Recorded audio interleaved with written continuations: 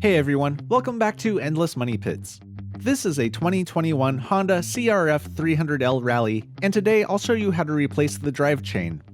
This bike only has about 400 miles on it, but the owner lives near the beach, he's new to motorcycles, and nobody told him how often to lube the chain, but it still shouldn't be this bad.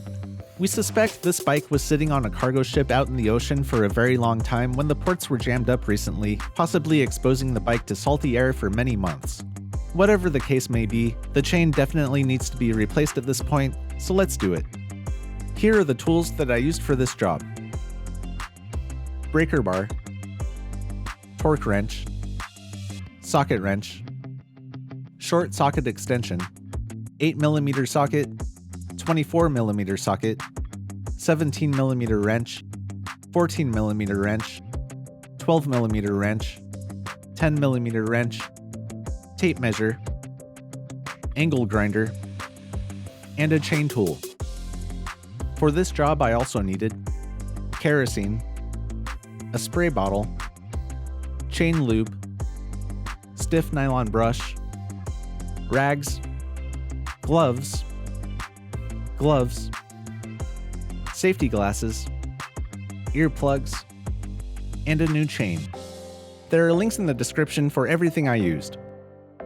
Putting the bike on a rear stand makes this job a lot easier, but it could probably be done without one if necessary. I'll start by removing the two 8mm bolts securing the front sprocket cover.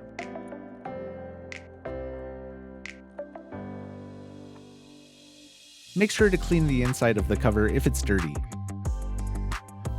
The chain guard is secured with three 8mm bolts.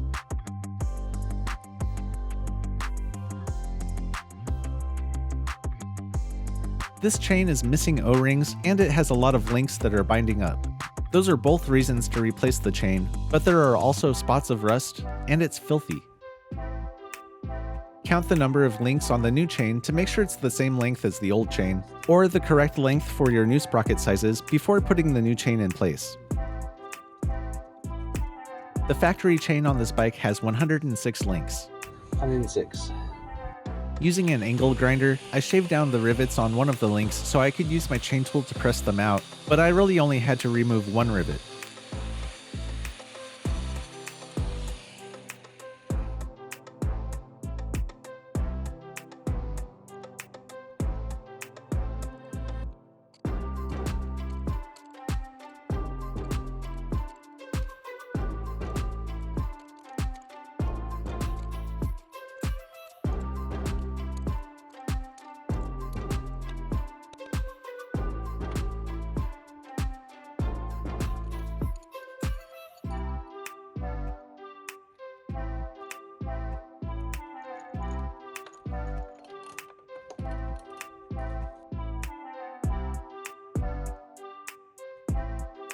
It's a good idea to clean the sprockets before installing the new chain.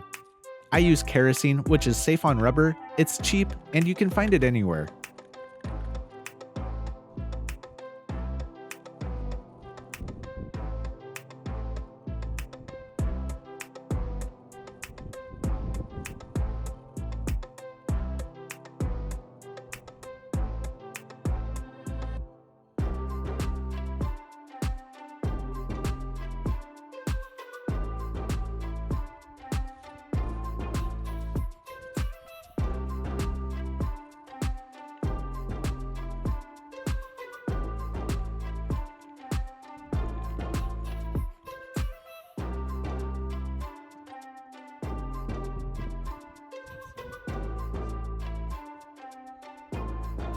After cleaning the front sprocket, I noticed some oil dripping from it, so I removed it to get a better look. It didn't seem to be leaking anymore, so I put the sprocket back on. Maybe it leaked a few drops because I was moving the sprocket in all directions while cleaning it, but I'm really not sure. Leave a comment if you think you know what happened.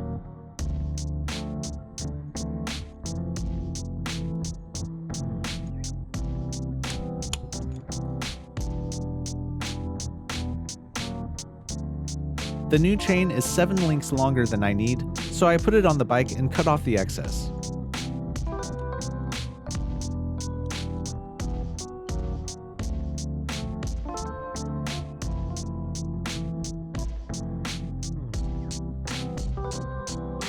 Triple check that you're cutting off the right amount.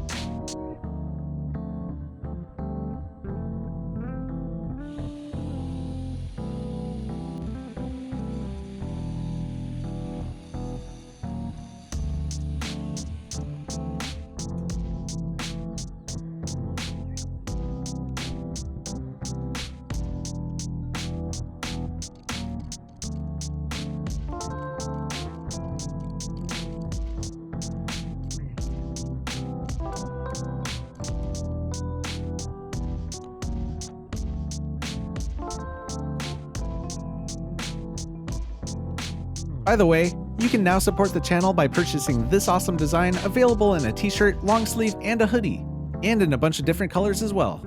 Check for a link in the description below. The master link and O-rings need to be prepped with grease before connecting the chain.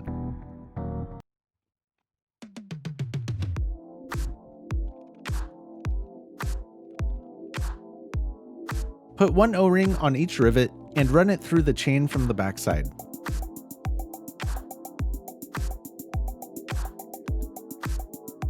You might need to adjust the rear wheel forward before the new chain will fit. To see how I did that, skip ahead to this timestamp.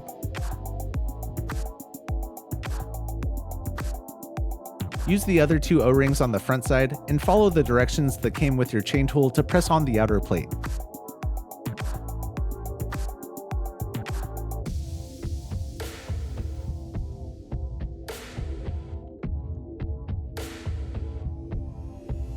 Make sure the plate is going on perfectly straight, or you could damage the master link.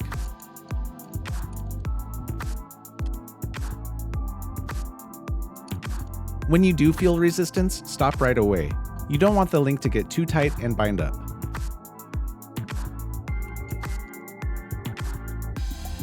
Now I'll switch to the attachment that spreads the end of the rivet securing the chain.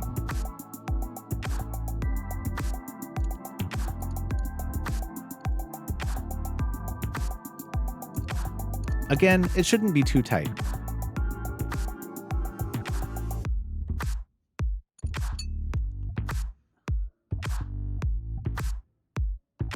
New chains come with a light coat of grease that isn't good for much more than preventing rust during shipping, and a little lubrication for a shakedown ride, but it really should be cleaned off and replaced with your favorite chain lube as soon as possible. Make sure to put down some rags to catch all the gunk that falls to the ground.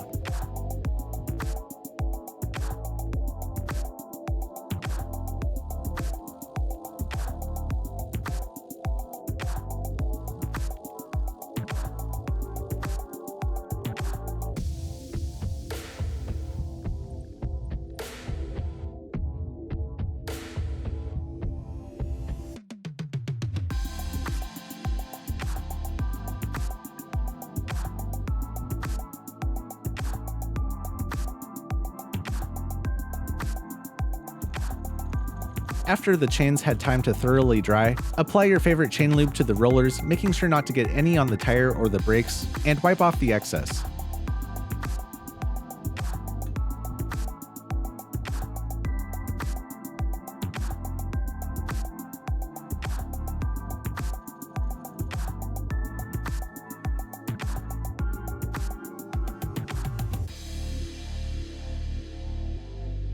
You can tighten or loosen the chain by adjusting the rear wheel. Loosen the axle nut with a 24mm socket.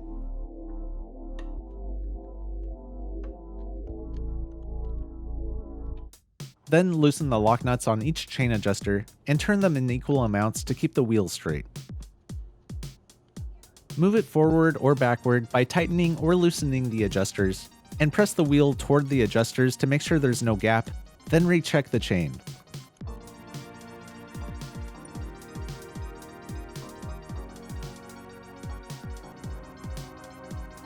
Repeat until the chain has 2 to 2 1/4 inches of slack measured at the top portion of the chain halfway between the sprockets.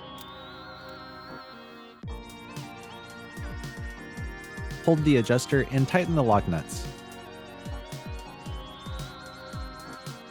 Reattach the chain guard with its 3 8mm bolts.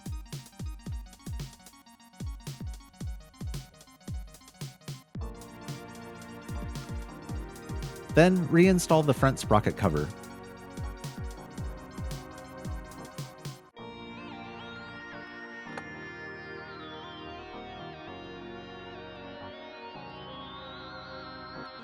Once you have the chain tension within spec, double check that there's no gap between the axle and the adjusters, and torque the axle nut to 65 foot-pounds.